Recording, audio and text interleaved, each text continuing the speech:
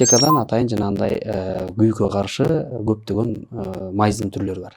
Улгайып калган бережекебиз кетип атып, жыгылып бутун сындырып алган биз күбө болдук. Көп учурда жыгылганда же көтөрөбүз же тигинтебиз мынтебиз деп биз наоборот оорулууга баягы зыян келтирип алышыбыз мүмкүн. Кесилген кан тамырлардын жолдору ачылат дагы, кан жоготуу баягы көбүрөөк. Өтүшүп кеткен тамактар менен ууланганда, отравление болгон учурда туура ошо активированный уголь аябай жакшы жардам берет. Тез жардам катары буну колдонушат. Тилдин алдына салып, анан эгер түшпөсө сөзсүз түрдө дарыгерге кайрылгандары дагы туура болот. Ошол ашты дагы өзүнүн өлчөмүндө эле жесең, организм баарын өзү жакшы сиңирип алат. Саламатсызбы, урматтуу достор. Келе жаткан жаңы жылыңыздар куттуу болсун. Бүгүнкү темабыз өзгөчө тема. Ушу жаңы жылды кандайча коопсуз тосуу керек дегенди. Эми мындайча айтканда, майрам болот, майрамдын эртеси да болот деген бар эмеспи?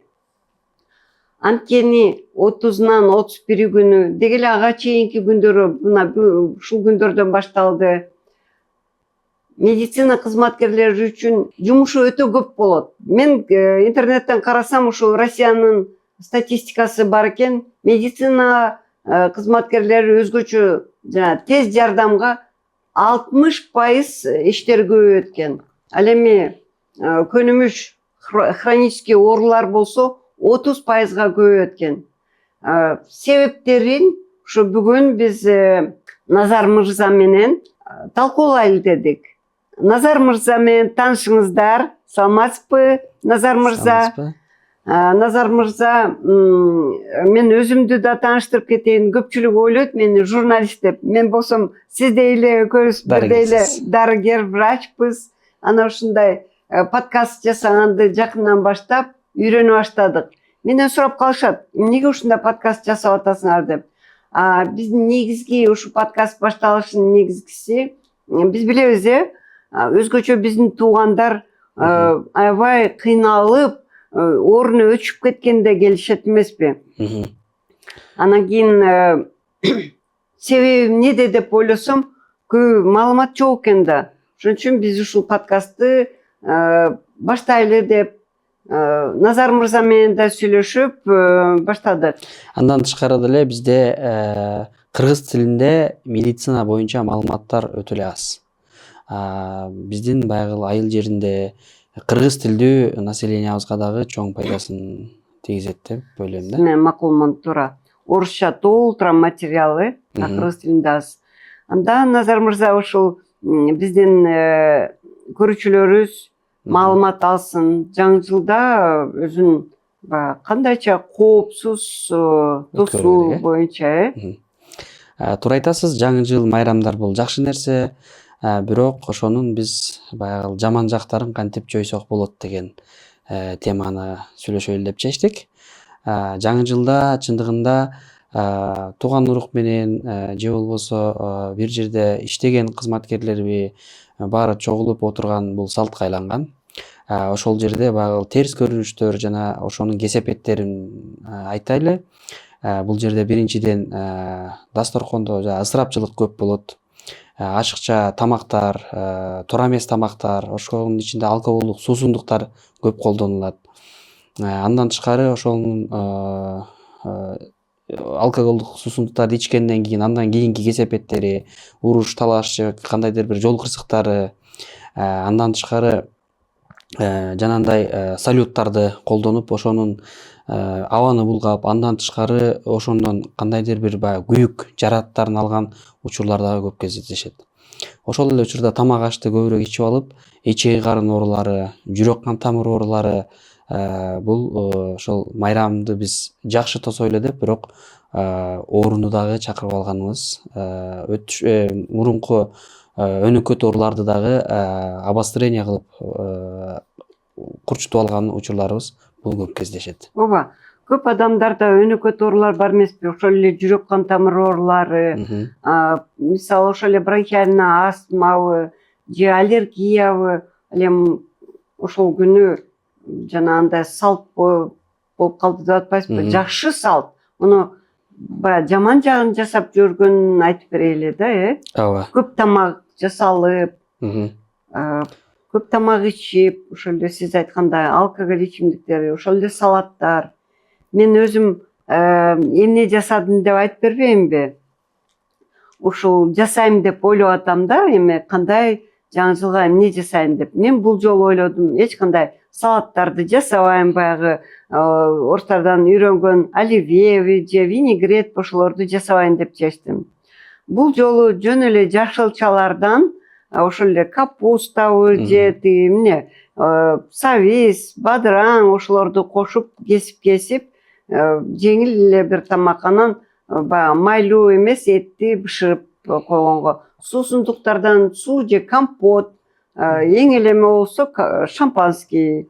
Эми Биздин өзүбүздүн дагы жакшы суусундуктары бар. Мисалы алсак, жарма же болбосо бозого окшогон Бозо. суусундуктарды дагы колдонгонубуз туура деп ойлойм мен дагы. Биз жакында тиги биздин оператор менен тарттык, бозону кантип жасайт деп. Мен билесиз да, ошо бозо жасайм, көп жылдан бери жасайм. Ошону баягы кичинекей балдарга дагы деп өтө жумшак деп коет, баягы угутун азыраак салыпчы. Бизде деле сонун тамактар бар. Ошол эле тиги этти сууга бышырып жеген кандай жакшы. Ооба. Туура айтасыз. Баягы дасторконго негизи бизде конок чакырганда деле ошо майрамды тоскондо өтө эле ашыкча, мисалы эң ден соолукка зыян тамактар коюлат.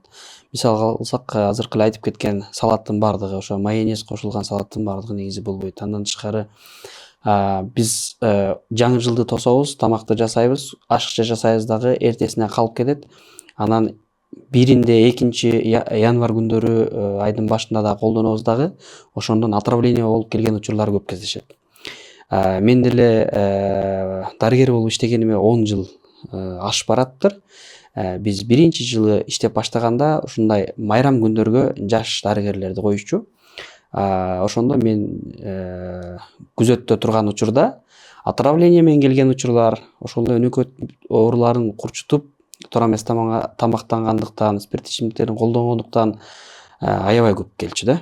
Анан ошондо менде ушундай ой пайда болчу. Ушуну кантип биз баягы элибизге жардам берсек болот депчи.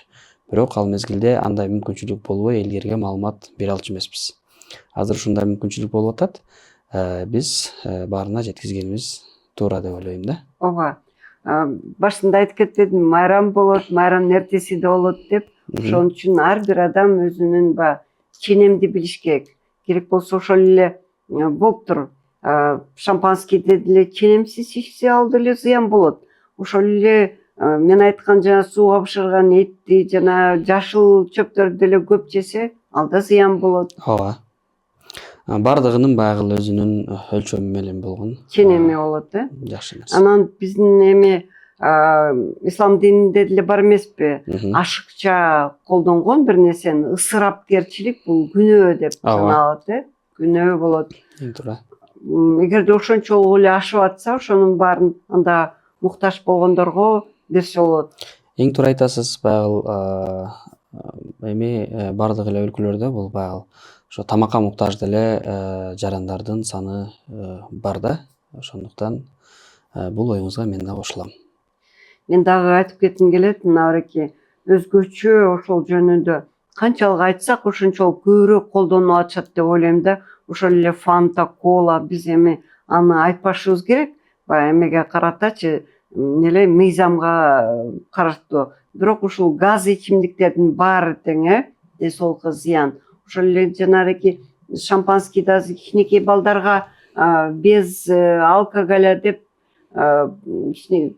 шампанский для детей дегенди чыгарып баштады. Бул эми бул ошол фабриканын, заводдун өзүнүн баягы киреше табыш жолу да. Ошого карап туруп, анан кийин балдарды дагы бир жаман адатка үйрөтүп атканыбыз бул жаман.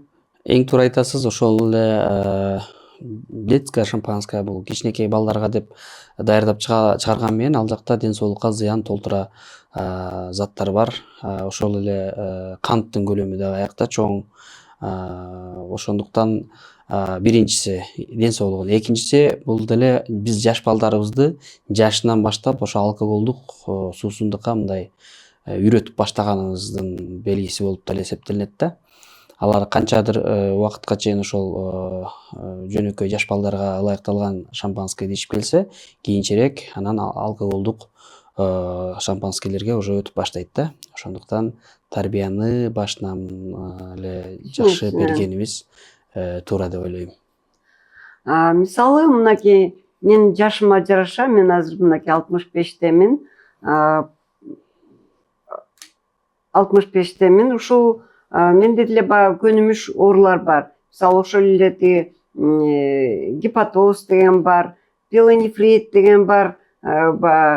Мен эгерде майлуу тамак жесем, көбүрөөк ошондой бир таттуу жеп койсом, өзүмдү байкайм.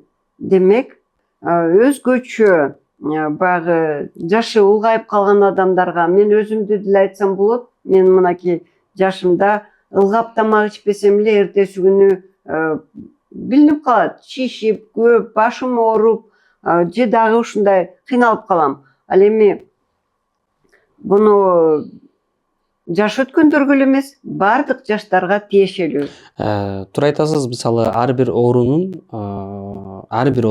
кандай оору болбосун, бул туура тамактануу өтө маанилүү да. Мисалга алсак, мага бир оорулуу келет, анан дарыларын жазып бересиң, туура тамактанууну түшүндүрүп бересиң, анан ал кандайдыр бир убакта ошол туура тамактанып, дарысын ичет, жакшы болгондо кайра эле туура эмес тамактанганга өтүп кетип, кайрадан кайрылып келишкен учур аябай көп да. Бирок ошол ооруларга негизи туура эмес тамактанган алып келип атпайбы? Кайра эле улантып берсе, ал оорусу барган сайын күчөп кете берет. Ошондуктан бизде баягы мен ооруп атам, дарылаш керек дебестен, алдын ала ошол ооруга алып барбай турган кылып, оорубаса дагы баягы туура тамактанганга баарыбыз баягы өтүшүбүз керек да. Ооба, негизги ушу ден соолуктун булагы биринчилерден болуп, тамактын сапаты, ичкен тамагыбыздын сапаты, кыймыл эмеспи?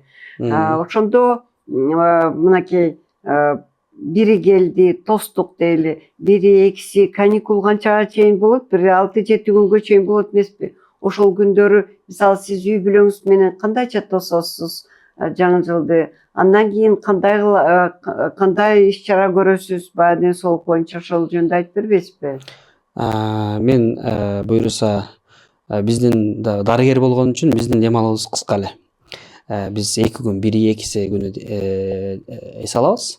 Ал күндөрдө буюрса мен балдарымды тоого алып чыгып, азыркы учурда шаарыбызда дагы баягы ыш болуп аябай абанын булганып турган учуру, таза дем алдырып ошол тоого алып чыгып, кичине аларды атайын жанагындай чана тээп, өзүбүз лыжа тээп, кичине эс алып келебиз деген пландарым бар. Оюңуз бар, жакшы.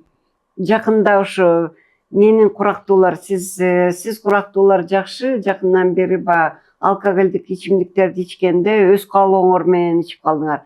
Бирок менин курактуулар көбүнчөсү ой кел ал ичкин деп ушуну өтө эле сыйга салт болуп калган да, бир жаман адат болуп калган, салт эмес, жаман адат болуп калган.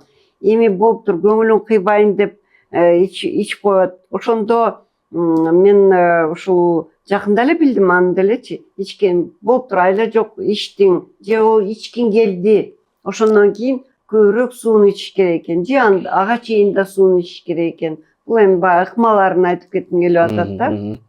Туура айтасыз. Баягы негизи эле бизде ушул жаман адат бирөөнү кыстап ич демей да. Бул биз ал нерсе менен эми ойлойбуз, бул кишиге мен жакшылык каалап атам депчи. Бирок чындыгында биз башка бирөөгө баягы жамандык каалап аткан болобуз. Биз анын ден соолугун билбейбиз. Ал ошо спирт ичимдиктерин ичкенден кийин канчалык кыйналышын, оорулары канчалык күчөшүн, ошондуктан негизи эле бирөөгө баягы жаман нерселерди сунуштоо бул туура эмес экенин биз акырындап баарыбыз түшүнүшүбүз керек да. Ооба, бир убактарда спирт ичимдиктери аз-аздан ичкенге пайдалуу деп айтылчу. Азыр болсо биз түшүндүк, илим дагы аны тастыктады. Бардык алкоголь ден соолукка зыян деп. Бул баягы пайдалуу деген бул жана ошол эле чыгарган фабрика, заводдордун эмнеси, жарнамасы, политикасы да. Рекламалык жолу да Туура сиз айткандай эч кандай баягы Пайда аз алып келбейт. көлөмдө ичкен ден соолукка пайда алып келбейт. Ден соолукка эле эмес, канча кырсыктарга алып келет. Ушул жаңы жылда медицина кызматкерлери эмес, ошондой эле милиция, чек арабы, коммунальный услуга, ошолордун баары тең өтө эле баягы напряженный системада иштешет эмеспи? Анткени ошо ичимдикти ичип алып туруп бир нерселерди жасашат, баягы туура эмес хулиганство деп коет го, ошондойлор жасагандар да көп болот эмеспи? Туура айтасыз. Ошол эле мушташкан учурлар болот, бири бирин уруп койгон учурлар болот. Андан тышкары жанагындай унаасын айдап алып жол кырсыгына учураган учурлар болот. Ичкен күнү эле эмес, анын эртеси деле негизи унаа айдаган учурда баягы адамдын баягы ориентация деп коет го, баары бир жоголот. Ичкендин эртеси дагы жол кырсыгына учураган учурлар дагы аябай көп кездешет. Ооба, мастан жинди качып кутулуптур деген баягы Эң туура. калганда лакапчы. Биз эми врач катары кеңештерибизди айтып кетели. Болуптур мынакей ошол мейли шампанский же тамакты ичкенде баягы дем алуусу кыйналып калды, же болбосо баягы өзүңүз айткандай уулануу же отравление болушу мүмкүн. Кандай кылыш керек? Ошолор жөнүндө айтып берели биз эми. Биздин көрүүчүлөрүбүз айтты. Андан көрө кандай жардам бересиңер? Ошону айтып бергилечи деп жазышат. Туура айтасыз. Негизи эле баягы ичимдик ичкен учурда болушунча суусундукту көп колдонууга аракет кылыш керек. Ошол ичимдиктер менен башка оор тамактарды деле баягы бизде көбүнчө аракты ичишет дагы, анан кошо аракты кесеттеп туруп мындай майлуу нерсени көп колдонгондор бар да. Анан ал деле туура эмес, ал эч кандай кеспейт, ал эч кандай жардамын деле тийгизбейт. Тескерисинче жүк болот, боорго. Тескерисинче организмге кыйнайт да. Андан тышкары ошо ичимдиктин көлөмүн дагы ашыкча болбош керек сөзсүз түрдө. Суусундукту айттык, ошондой эле убагында эс алыш керек. Ооба, уктап, убагында таң аткыча жеңгүлдөй, эртең дагы күн болот. Ооба. Андан тышкары биз ал учурларда кандайдыр бир салюттарды колдонуп колун күйгүзүп алышы мүмкүн, башка кылышы мүмкүн. Мен өзүмдүн практикамда болгон. Кичинекейимде бир 5-6 классымда мен да салют атып атып учун сындырып алгам. Анан мен өйдөрөгүнөн кармап атып атканда ошо сынган жеринен чок чыгып, мен алаканым мындай чоң болуп күйүп калган да. Бирок жакшы, ашыкча мындай көп күйбөстөн эми бир аз эч кандай ден соолугума коркунуч алып келген эмес. Ошондой эле эгерде көп күйүп кетсе, бул көптөгөн кесепеттерге алып келип коюшу толук мүмкүн да. Ошондо кандай биринчи жардамды жасадыңыз? Мен ошондо негизи туура эмес жардам көрсөткөм өзүмө. Ал мезгилде эч кандай билимим жок, эч нерсени түшүнбөйм. Эл айткан бул жанагы тиш пастасын сыйпаш керек деген, мен ошону сыйпагам. Негизи андай учурда муздак жанагындай крандын суусуна коюш керек. Үстүнө жууш керек, үстүнө эч нерсе баспаш керек, эч нерсе менен шыбабаш керек. Анан сөзсүз түрдө дарыгерге кайрылыш керек андан кийин. Ал ошол күйүктүн степенине карап, анан кандай дарылоо керек экенин түшүндүрүп айтып берет. Же болбосо аптекадан атайын жанагындай күйүккө каршы көптөгөн майздын түрлөрү бар. Ошолорду аэрозолдор бар, ошолорду колдонгондору туура болот. Аптекалар иштейт да ушул күндөрү. Бирок баары аптекадабы, больницадабы кадимкидей эле баары эле бирдей эле адамбыз да. Алар да эс алат. Ошон үчүн нагрузка болуп калышы мүмкүн. Керек болсо эртерээк алып коюш керек, ошондойлорду үйдө болуш керек. Андан тышкары жанагындай жыгылып бир жерин кокустатып алган учурлар көп кездешет. Азыр биздин көчөдө аябай тайгак болуп, кече мисалга алсак, бир өзүбүздүн эле чоң эле көчөбүздө улгайып калган бир эжекебиз кетип атып, жыгылып бутун сындырып алган биз күбө болдук. Ошондуктан баягы кетип атканда, басканда туура басып, этияттап басып, эгер андай учур болсо, негизи сынган учурларда эч кандай кыймылдатпастан ошол жерде түзөп мындай покой деп коет, ошондой бериш керек дагы, сөзсүз түрдө тез жардамды чакырыш керек. Себеби биз көп учурда жыгылганда же көтөрөбүз же тигинтебиз мынтебиз деп биз наоборот оорулууга баягы зыян келтирип алышыбыз мүмкүн. Канчалык жана травманы кыймылдаткан сайын ошончолук анын кесепети күчөй берет да. Ошондуктан эч качан өз алдынча кандайдыр бир жардам көрсөтпөш керек. Же болбосо дагы жанагындай курч нерселердин денеге сайылып калган учурлар да кездеши мүмкүн. Кесип алышы мүмкүн, башка болушу мүмкүн. Ал учурда канды баягы токтош үчүн атайын ошол жерде эгер жөнөкөй нерсе болсо, ошол жаап ошол жерде баягы канды убактылуу токтотуп турганга жардам көрсөтүп, анан тез жардамды чакырганга. Же болбосо жанагындай курч нерселер сайылып калган учурда негизи аны баягы сууруп алуу эч качан сунушталбайт.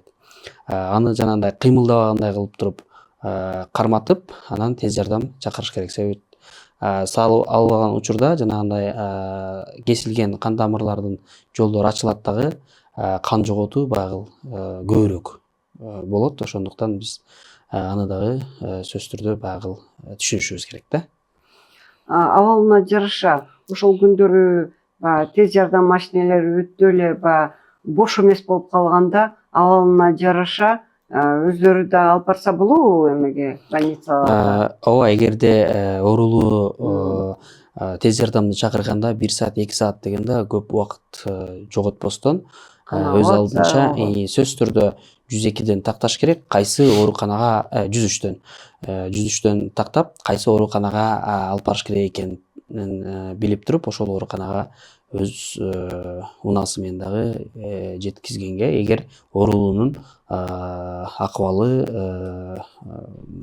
мүмкүн болсо. Анан оор учурда сөзсүз түрдө реанимацияны күтүп, болушунча оорулууну көп кыйнабаганга аракет кылыш керек да. Жана эми да айтып кетейин дедим эле, ошо сиз айтпадыңызбы, тамакты бүгүн ичип, эртең ичип, анан эртеси күнү кускусу келип, ошол тамак жакпай калганын сезген убакта үйдө жанагы кара таблетка бар эмеспи, активированный уголь дегенде, ошондон 5-6 сууга салып туруп, жутуп жиберип туруп, анан кийин сөзсүз врачка кайрылыш керек. Ооба, жана ошо өтүшүп кеткен тамактар менен ууланганда, отравление болгон учурда туура ошо активированный уголь аябай жакшы жардам берет.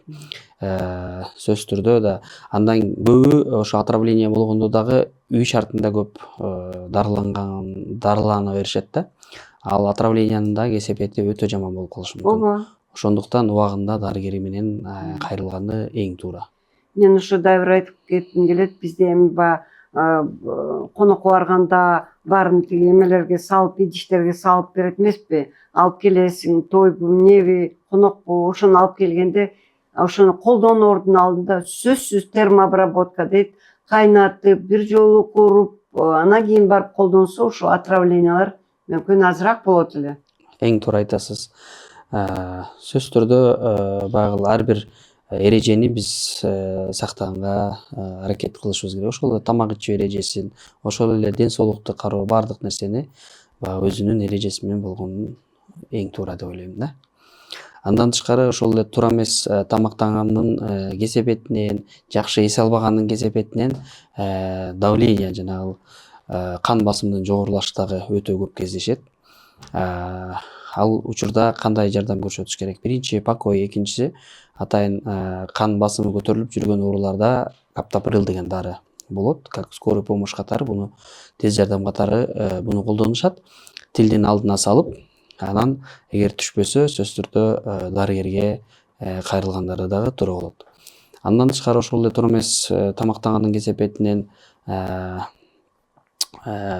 кандагы канттын өлчөмү, сахарный диабет менен ооругандардыкы көп кездешет. Ал учурда дагы өзүнүн дарыларын үзбөшү керек, тамакты дагы ашыкча колдонбогонго аракет кылыш керек. Биринчиден көтөрүлгөн учурда сөзсүз түрдө дарыгердин жардамы менен, себеби ал учурда канттын көлөмү канча көтөрүлсө, ошого жараша дарылоо жүргүзүш керек. Оорулуу өз алдынча дарылоо бул оорго турат да. Бул жерде мен сизге кошумча айтып кетейин. жакында эле биз ушу подкастыбызга кардиолог врачты чакырганбыз. Эң биринчи иретте ар бир үйдө жанагындай тонометр болуш керек. Ал эми кант деңгээли көтөрүлгөн болсо бир убакта бир эле кишиники, анда ал сөзсүз жанагындай экспресс диагностика деген эменде глюкометрди алып коюш керек үйүнө.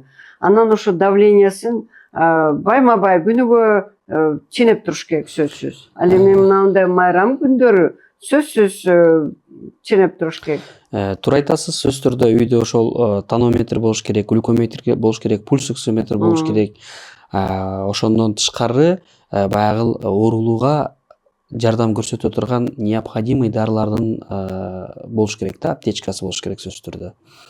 Эми биз билбейбиз, мисалы кайсы жерде ооруп калат, кайсы жерде баягы оорулууга жаман болуп калат. Анан биз тез жардамды келишин күтпөй биринчи жардам көрсөткөнгө сөзсүз түрдө даяр болушубуз керек да. Ооба. Бирок ошо биздин көрүүчүлөргө дайыр жолу айтып кетишибиз керек. Эң биринчи ирет бул ошо тамакты азыраак ичиш керек, кыймылдаш керек.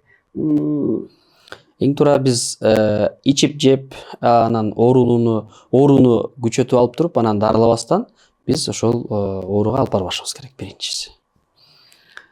Андан тышкары ошол коюлган дасторкондордо аллергиялык ооруларды козгогон дагы көп нерселер коюлат. Ошол эле остурыйлар, жана ачуу тамактар, жаңгактар, бал, ошонун баары көптөгөн аллергияларды козгошот да.